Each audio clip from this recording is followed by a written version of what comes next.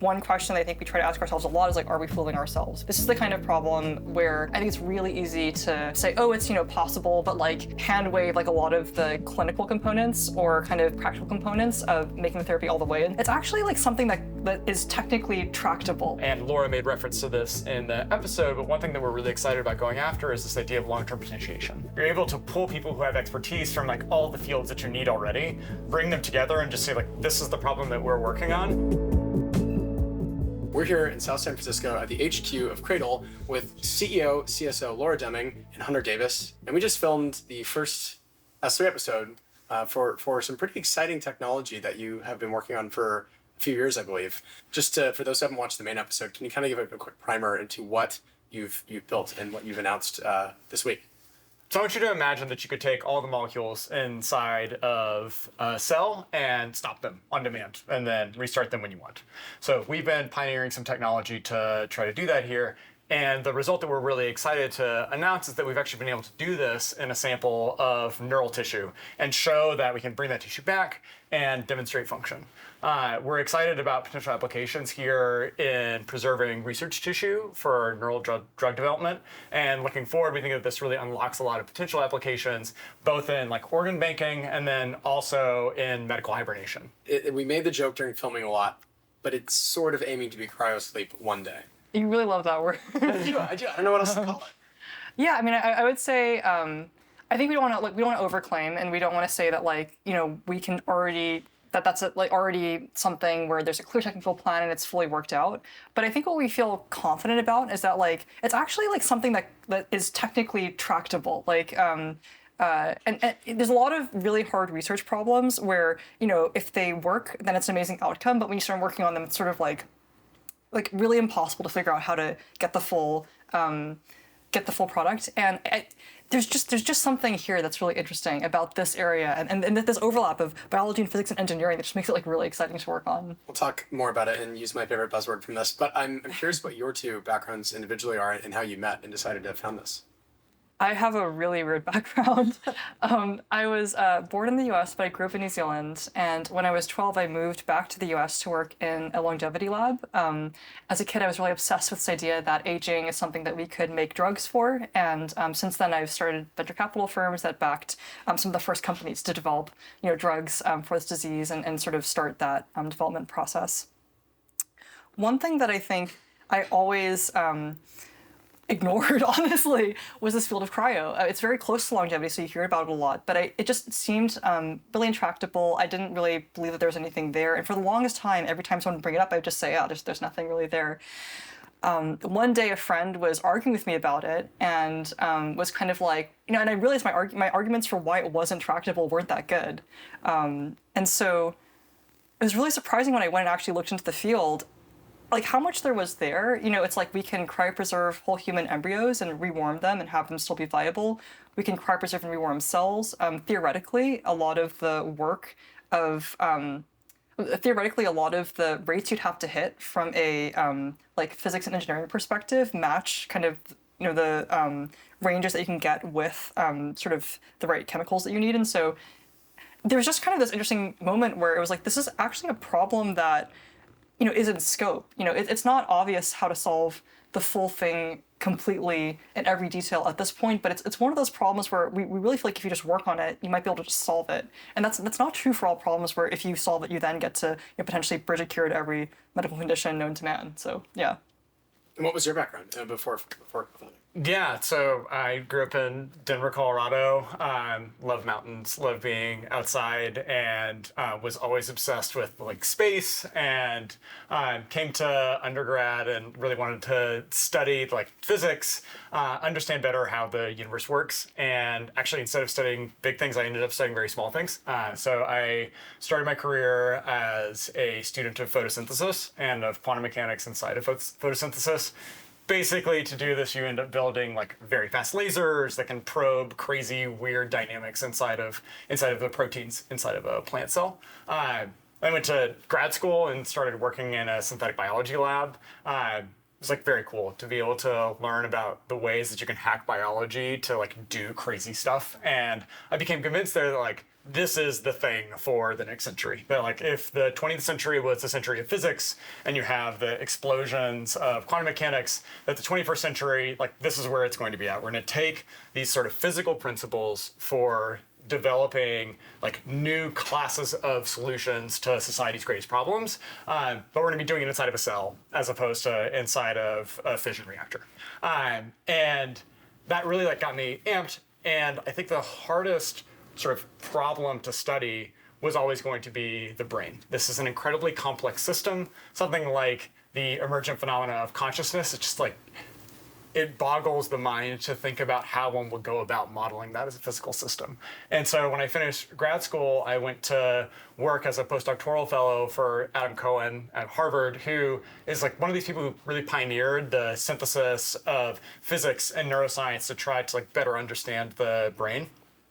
And you know, I was excited by all the problems that I worked on, but each of them felt somehow like less grand than the feeling that I always got in my gut when I would look up at the stars as a kid. There's this like sense that you would get of like, I remember I would talk to my friends and my teachers and my parents, and they would always talk about how when they looked up at the stars, it made them feel small. And it just never made me feel that way. I always felt huge. It's like, how amazing is it that we can take like a small, like little thing like the size of a human being, and we can understand something like as great as the expanse of space. And there was a day where I got a cold inbound email that was like many of the ones that I would just normally send to the bin, which was, hey, like we should talk. I think that we might be interested in similar problems, and like we should see if it makes sense for us to start a company. And I, at the time, was really convinced that I was going to be a professor. And as I was saying before, most of these things as a result just kind of ended up in the trash bin of my Gmail. But for some reason, I decided to take the call. And it was Laura. And we started talking about a company that she had started and was trying to sort of figure out the contours of. And she explained to me that the problem that she was trying to figure out was how to basically pause biological time and then restart it. And I knew for sure that it wasn't a small problem anymore. Like this was no longer like incremental academic stuff. And my initial response, I think, was like I was pretty taken aback because Laura is a very serious person who has done really serious work, and to hear somebody like that say, "Hey, we should go do this thing that mostly ends up in sci-fi movies," it got my attention, and my initial response was, this sounds great, but I just don't see it as possible. But I realized initially like that was kind of just like a societal response or like an emotional response, that it wasn't really grounded in the physics. And you start to sort of dig into this, and it's basically thermodynamics to understand how one would go about solving the problem. I didn't know if it was possible, but I knew it was inside of the scope of things that seemed like reasonably hard and not necessarily impossible. And the possible benefit that you would get if you solved it was just like, it was too much bait. So I flew out here and met Laura in person, and basically flew back and quit my job the next day. Moved my family out here in a couple months, and then we got started. Yeah, and I would say it was actually like a really important kind of founding moment for the company too, because like up until that point, like one thing I really like about Hunter is like we share like a deep joy and like thinking about biology thought experiments and like, you know, physics and first principles. And it's sort of been like really excited about this idea, but you know, really wanting someone to come in and pressure test it who was incredibly rigorous and incredibly skeptical. And one thing that I really liked the first time that we met was you were kind of like, okay, cool, let me go think about that for a couple of days. And it's just really cool to, you know, that I think Hunter, who's someone I respect so much in terms of like just how much rigor he brings to really trying to break down a problem, came back and was like, hey, you know, it's like not 100% that every part of this is, you know, solved, but like this is a real problem that we can work on. And I feel like there's a sense that, you know, like let's say, so like some professors just have of like problems that have that sweetness to them, or they're kind of like technically real, and so that was a very cool moment. And then also, yeah, meeting Hunter was like a really important sort of founding moment for the company. When you had the initial insight and you emailed Hunter and you're like, come on here, like let's talk about this and look at this. Yeah. What kind of parts of the problem did you say, okay, like we can reasonably tackle this in the next couple of years, versus how long the final the final dream could take? Because it's changed a lot. Like when we first started the company, we were pretty confident. So there's a lot of work in the academic literature already talking about cryopreserving whole organs, and so we were pretty confident that for example, if we wanted to do that, that'd be a tractable path. The thing that I think we were the most concerned about was the brain, because there was the least literature pre-existing about brain tissue viability post-rewarming. And so there's totally a possibility that we would have tried, some of the experiments that we did in brain slices and not seen viability or not seen function post-rewarming. And that would have just meant that doing the kind of sci-fi thing eventually that we're really excited about would be too hard. And so we'd be mostly just an organ cryopreservation company. I think one of the cool things was just, we tried, I don't know if you want to describe kind of the process of starting, and then it was pretty fast, honestly, to get the first. Yeah, I think that it went quite quickly. And I think that there are many problems I think are well solved in academia, and there are some that I think are better for the kinds of teams that you can cohere in industry, having played in both camps. And this pretty clearly seems like one that's well suited for this kind of a startup environment. As an example of this, basically when we started trying to build the team and get everything going, you're able to pull people who have expertise from all the fields that you need already, bring them together and just say this is the problem that we're working on, and all of these minds get sort of trained or focused down onto a single problem. Whereas if you're in academia, it's there's a constellation of different problems, everybody's sort of working on their own thing. And there is collaboration, but not the sort of teamwork that you get in this environment. Yeah, because I think the really cool thing about the slice result was kind of you had this idea and then you called the team and you're hey, I'm coming in right now. Yeah. And you did an all-nighter, and it was 3 or 4 a.m. that you got and you just built it overnight. Yeah. And that's just it's not a thing in academic lab that you're gonna pick up the phone and say hey guys, everybody needs to stay in so we can slap this thing together with some duct tape and epoxy overnight. But that's how we're solving problems here. Yeah. It could be in a lab where you might do overnighters in a lab, but the point is you don't have a team where you can combine all these different experts in all these different disciplines to do that kind of pace for one experiment in a team together. That's a lot more rare. And so that's one of the. Yeah, I agree. I also think that it's important to say the reason that we started with the brain was that we thought that it was the maximum chance of the thing that wouldn't work. I would say we were trying to disprove this hypothesis. Yeah, falsify. I think the first priority that I had coming in is if we're going to go out and we're going to talk about this as a potential objective, if we're going to go raise capital to try to solve it and cohere a team around this objective, we need to be responsible about the way that we attack the problem. The best way to do that is at every point ask the question of what's the experiment that we could design that maximizes the probability that we could show ourselves that this is impossible. And so we started in brain because that's pretty obviously just the most delicate system to work with. These neural circuits, they're incredibly intricate. Everything down to the morphology of a neuron is so much different than the rest of the cells in the body. I'm curious what the next kind of milestone you talked about a bit in the episode, but I'm curious if you could rehash it here and talk through the approach. Do you want to? Yeah, sure, absolutely. So I think that it's really exciting to be able to get some electrical activity, but I'm not going to sit here and tell you that that means that there's a piece of brain that's doing the thing that it's supposed to do. Sure. There's all sorts of subtlety to neural circuits that's more than just a neuron firing and seeing ticks on an electrode. Very exciting, but not the whole story.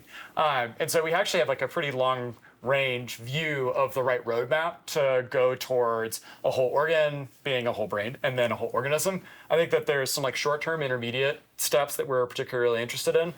One is taking this view that we currently have of a single cell and it being active to making sure that cells can work together cooperatively to do the things that they normally do inside of circuits in the brain. And Laura made reference to this in the episode, but one thing that we're really excited about going after is this idea of long-term potentiation. So this is the mechanism by which the brain stores memories. You have these synapses, these just the connections between two cells, and when a brain wants to encode information, it can basically either dial up the strength of the connection or it can dial it down. And long-term potentiation is dialing up that connection. So I think that one of the next things that we really want to show is yes, these synapses are intact. They're doing the things that they're supposed to do. And this piece of tissue that's been cryopreserved and rewarmed still has the capacity to store information through this process. Obviously projecting that forward to the eventual sci-fi product, that is going to be what people are going to care about. The things that make us is the fact that we have all of this encoding that's existed inside of the brain throughout our lives. We've been encoding all this information that's built our current conscious state. Yeah, and I'd say one of the cool things about the problem too, you can do a fair amount of optimization pretty early, early in the process. So like, we're like we can look at, for example, human neural tissue. We're not doing this currently, but you can look at human neural tissue in lab and actually like optimize cryopreservation of that tissue directly. And it's kind of an interesting thing where I think in some ways you have a better preclinical model for the eventual procedure than you do in a lot of other disorders where the disease cause is not known. And so one of the cool things about cryo, right, is you're actually inducing the injury that you then cure, which is like more control of the etiology of the disease than you get in almost any other context, which is just kind of a cool component of it. Like coming from like drug development, I can tell you that's just like, in some sense, a more exciting setup. To take a step back from the reality of this and think like a little bit in the dreamy sci-fi state, what were some of the books or movies or TV that like that inspired you guys growing up or even now?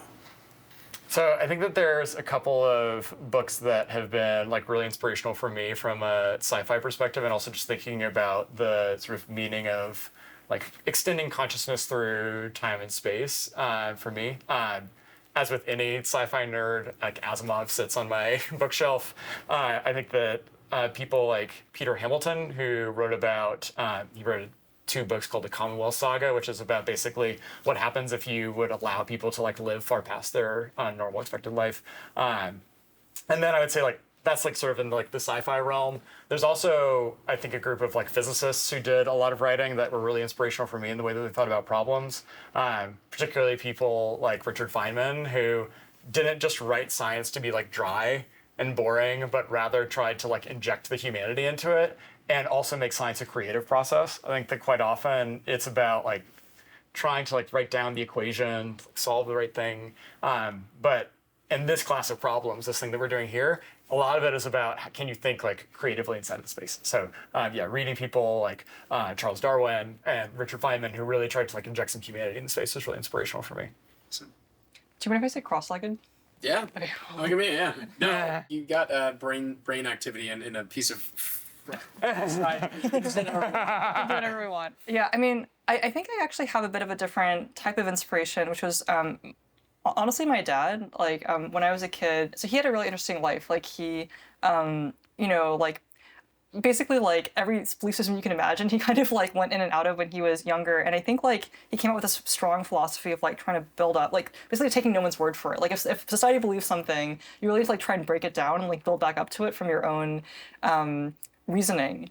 And that's honestly a big inspiration for a lot of what I do or how I think about the world, is just like trying really hard to see, where's society's blind spots. So like where's like, if you were outside the matrix, like what could you see that like maybe then you can like work on it.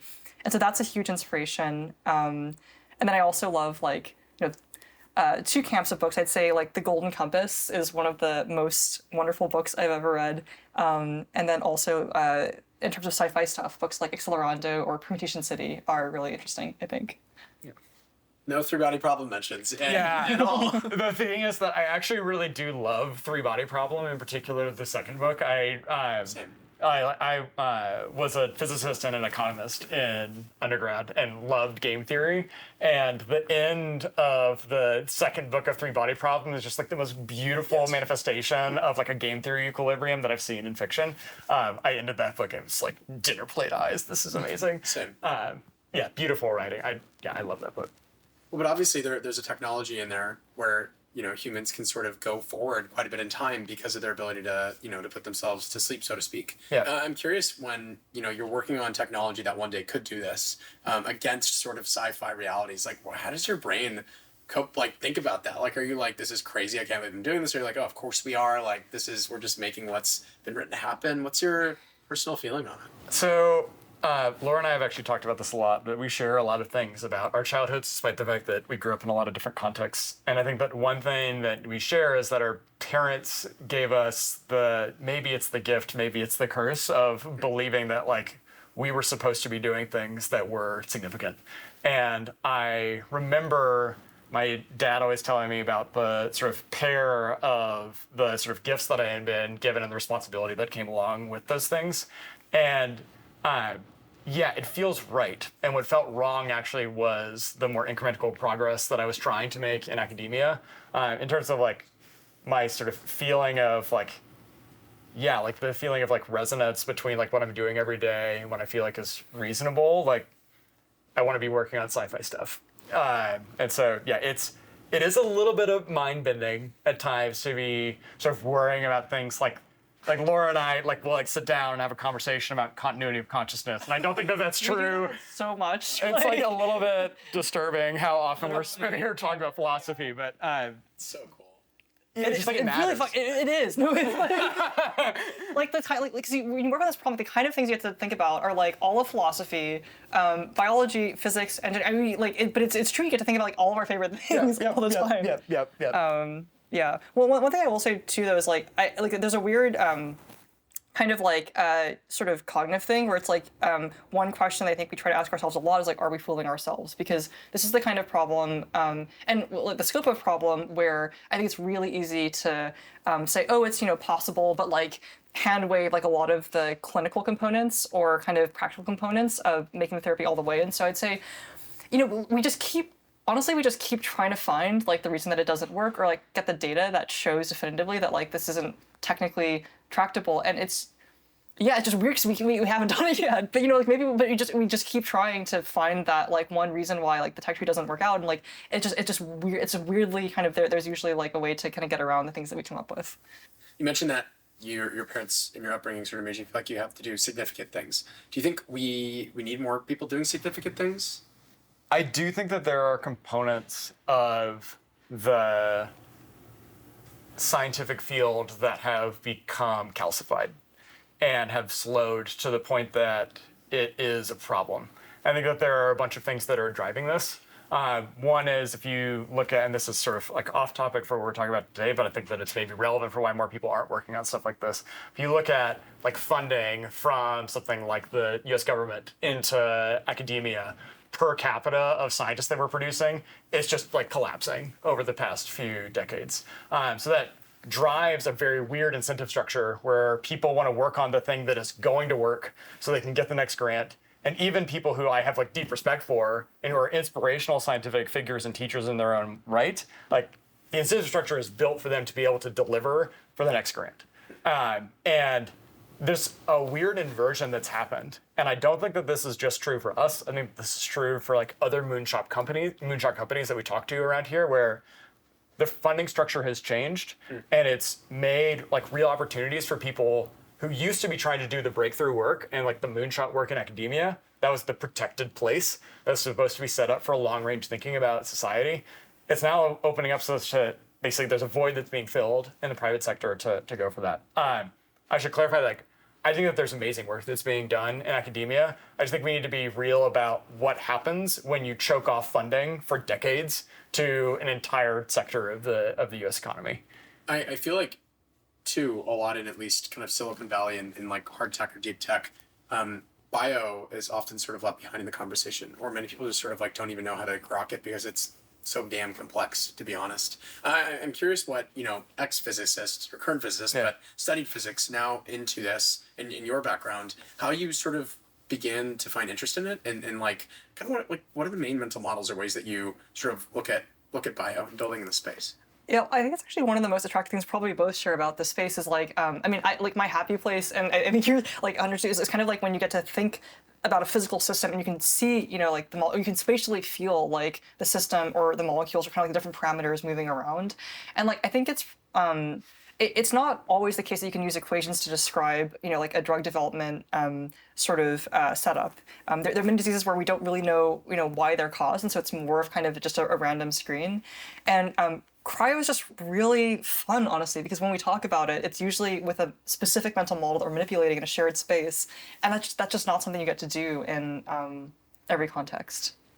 Yeah, I agree. I also think that there are a lot of people out there who are very good at solving problems for which they do not have a mental model. I think a lot of biology for centuries was actually done by people who were doing this sort of litany of experiments to build a constellation of information that they would try to distill into some common patterns. And I think that's not my forte in science. And I've tried to focus on places in biology where there are some first principles to work from and to engineer from. And so that is not appropriate for all fields of biology, but it turns out to be appropriate for this one, which is convenient. This next question is a little weird. Yeah. But we're, talking about basically time travel and you're sitting cross-legged, so I feel like I can ask this. Can you try to describe how you guys think? how you think your brain works. Are there any mental models or lenses or ways you kind of think about the world that you think are unique or? So many, or not unique, but like I love this, I love thinking about how people think. So this Yeah. is like a really fun question. Not a weird question. No. No, the best question. I think one thing that I think we both voiced at some point that we're both spatial thinkers, right? Like sort of like when you're thinking about a problem, it'll be kind of like you feel like you're in some context where the problem is, and almost I don't know if you feel, but like for me, it's like you're moving. Often I like will see components of the problem like visually kind of situated around me, and it's like moving them around. And then if you're talking about a cell and molecules, like those are my best friends. Like you usually like go into the cell and you can kind of like visualize what's happening directly and kind of spatially see like this molecule is moving here. It's like how many must there be, and then kind of like what quantitative parameters must be associated with a given context. And so that's super fun. And I think there's also this mental move that I do a lot, which is like trying to kind of check why, and like given a problem, trying to like really build up from the bottom, which I think is helpful when you're trying to find problems that aren't being worked on, are important, and kind of like are also technically tractable. Yeah. I think that we both have to use different thinking modes like during different components of the day. And so there are going to be times where it's going to be very fast recall. And it's basically just like, this is information that is useful. And we're out in the middle of the office and we get a question and try to provide the really quick answer or some strategic thinking. I sort of set that strategic thinking as its own category, but the thing that I enjoy most, or the sort of like most fun thought pattern, is something that's more similar to what Laura's talking about, where it's sitting quiet, trying to visualize something very small, and really embody the problem that you're trying to get on. So I actually think that meditation practice is really important for this kind of scientific thought, and being able to quiet your mind to focus on like just a few key components and really feel the problem and understand what I guess we would call like the push-pull of the physics. Like, where are the forces? What's happening? I like starting from basically like very simple models, like such simple models that I'm often mocked for how like simple it is, and then build complexity onto that. The reason for that is there's a sense of sort of like holding in a cache each of the like individual components that you've added and understanding how they interact with each other. My wife jokes that I should have an on-air sign next to me when I'm thinking, because this is so easy to interrupt, and like I like will just block out everything else. Like sometimes we hang out and like talking about something, and later Hunter will tell me like, "Oh, I was thinking about this thing the whole time, like while this was happening." I'm just like, well, "What was?" Yeah. If you guys had like a magical set of sliders to sort of like turn up or down kind of these different ways people could think for like all of society. Oh, wow. Is there a single one or two sort of things you would like want to increase or decrease in the way people think? One thing I really love, which I'm not sure everyone gets to experience, is this feeling of being connected. There's this, a lot of talks on creativity talk about this idea of like ideas being outside of yourself and kind of like just having this feeling of being connected with like a complex structure that you're learning from rather than kind of internally creating. I think that's like one of the most fun and beautiful things I've ever felt, and it'd be cool if everyone could experience that, a lot. I think in their life. Cool. Yeah, I think that the human experience is balancing like all of these sliders. I don't know that I would want to say like, okay, you should like zero out your like very hot emotional response to things, and like we have those as well during the day. And I think those never. Yeah, you never what's happened. Actually, you're quite calm. I'm not. But I do think that there is a tendency for us to do the very like quick response, like glucose hit of problem solving these days. And we've been talking about already the fact that like biology is just like slow and hard, and biology is actually not unique in that, right? Scientific disciplines in general are.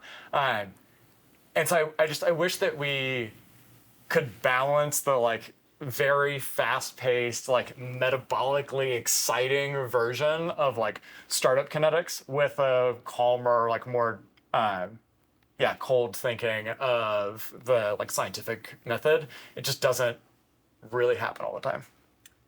How do we get more people sort of excited about biology? Like I totally agree with you. The last century is very much defined by physics. The next one, and this one will be too, but I feel like biology is severely underrated in society right now. Yeah. Well, I think part of it is like there are more. This is personal bias, but I think that we need more like physicists to come over and do biology. I think that this is a real problem, and it's produced a massive unlock for the field. Actually, if you look at the big unlocks of biological study in the last few decades, you look at something like Roger Shen and like the creation of green fluorescent protein. Okay, that's about like microscopy and imaging. You have Eric Betzig doing super resolution imaging. You have a physicist / biologist who I worked for and really respect, Mikhail Shapiro, figuring out things like ultrasound imaging of these genetically encoded things. It's like, this is all the intersection of like engineering and physics meets biology that have produced these massive unlocks. Even something as simple as like patch clamp electrophysiology is about like precision electrodes being shoved into cells. Richard Feynman famously said once that all science is either physics or stamp collecting. And I think that you can basically choose to view that as negative or a critique of the fields of like biology, or you can view it as an enabling statement and saying like, look, fundamentally all of these things come down to its molecules in motion, executing the laws of thermodynamics, Maxwell's equations. And I think the more sort of linear deductive reasoning, the more sort of like clear-headed thinking that we can take from the field of physics that has had, a couple of centuries to like really mature and develop and start to apply that towards more bioengineering problems. I think that would be a huge unlock. If your technology in end stage is just fully working today and you could like hop in and go to a set number of years in the future, do you think you have a rough guess as how far you might go? I'm not sure about time, but I just kind of want to learn as much mathematics as like a field medalist would know. So I think I'd want to just keep hopping to the future until it was sort of like possible to like learn that quickly enough to get it all in one lifetime. There's this feeling of like sadness that you can't just go learn all the math there is, or like learn all the physics there is. And so that would be my dream. But you want to go? I mean, for me, this question actually gets like a really important point that we've talked about the company a lot, which is there is this sort of like jumping forward in time by yourself, but fundamentally, this company is about preserving human connection through time. And so, for example, like I'm not going anywhere without my wife, and I'm not going anywhere without my child. And I actually think that it's really important to think of the technology not as okay, you're going to like jump to some specific point in the future to like observe something, but rather it's like it's about, and like Laura has really been like driving this home in our conversations, like it's about giving people the ability to preserve the thing that they're already experiencing and that they already really care about, which is this like connection with other people. So for me, I'm not going anywhere anytime soon until we need this to be able to sort of continue those relationships and connections. Awesome. Now my last question is a little weird, but also I think cool to ask the founders and people building amazing things. What is your current life philosophy? I think for a long time, I didn't listen to things that felt intrinsically exciting, and I just tried to do things that I thought I should do. And I think weirdly following like intrinsic curiosity and joy and interest has been sort of leads to like good things happening in a way that I just didn't think. I didn't think that was real when I was younger, but I think it a lot more now, I think. Cool.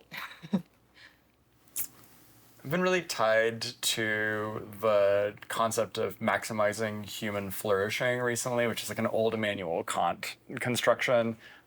It's like stodgy and sits on, collects a bunch of dust on most people's bookshelves after they finish their freshman year of college. But just trying to think of like guide star principles that are like, what are the problems that are worthy of working on?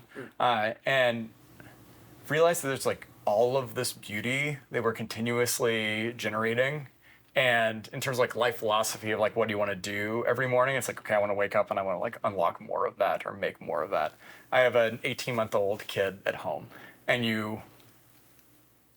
like all the convincing that you need that like humanity is going to be okay is interact with an 18-month-old child. Like this is like a maximally curious entity that is just like infinitely happy with the simplest stuff. Also infinitely upset with the simplest stuff, but we'll set that aside.